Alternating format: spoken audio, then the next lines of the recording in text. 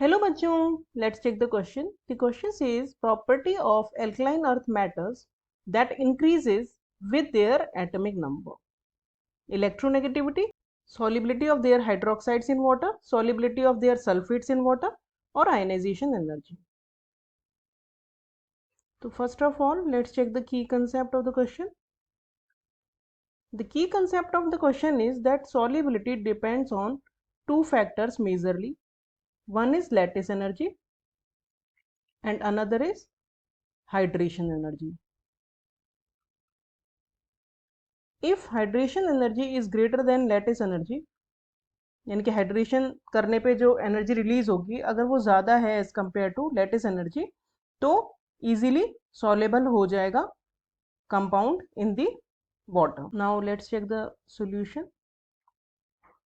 इसमें क्वेश्चन में कहा है कि एल्कलाइन अर्थ मेटल्स में हमें इंक्रीजिंग एटॉमिक नंबर देखना है. तो इंक्रीजिंग एटॉमिक नंबर में इस तरह से होते हैं एल्कलाइन अर्थ मेटल्स. तो इसमें एटॉमिक नंबर बढ़ रहा है जब हम ऊपर से नीचे जा रहे हैं ग्रुप में. तो जब हम ग्रुप में ऊपर से नीचे जाते हैं तो नए नए शेल ऐड होते चले जाते हैं. दैट मीन्स जो इलेक्ट्रॉन्स है, मोस्ट लूजली बाउंड जो इलेक्ट्रॉन है वो जो न्यूक्लियस है उससे दूर चला जा रहा है.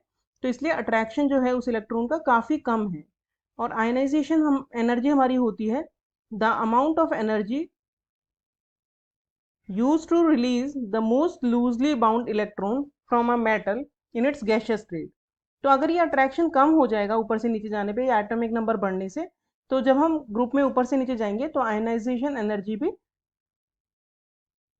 डिक्रीज होगी.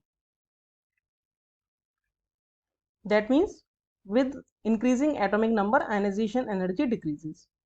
सेकेंड हमें दिया है solubility of hydroxide.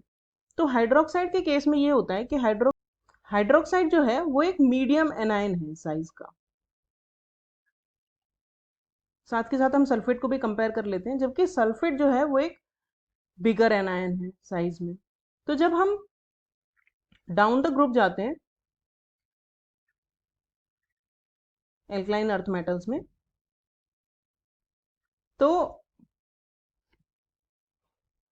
Hydration energy decrease होती है. हाइड्रेशन एनर्जी डिक्रीज होती है क्योंकि हाइड्रेशन एनर्जी जो होती है वो इनवर्सली प्रोपोर्शनल होती है एटॉमिक साइज की.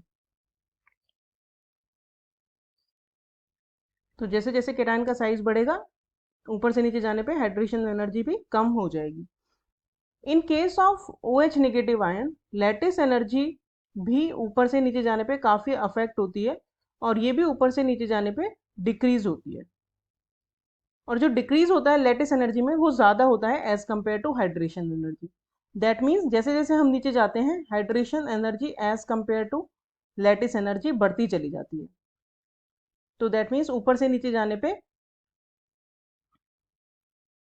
सॉल्युबिलिटी ऑफ हाइड्रोक्साइड इंक्रीज होती है. लेकिन इन केस ऑफ सल्फेट जब हम ऊपर से नीचे जाते हैं तो हाइड्रेशन एनर्जी तो कम होती है लेकिन जो लैटिस एनर्जी है वो ऑलमोस्ट कांस्टेंट रहती है.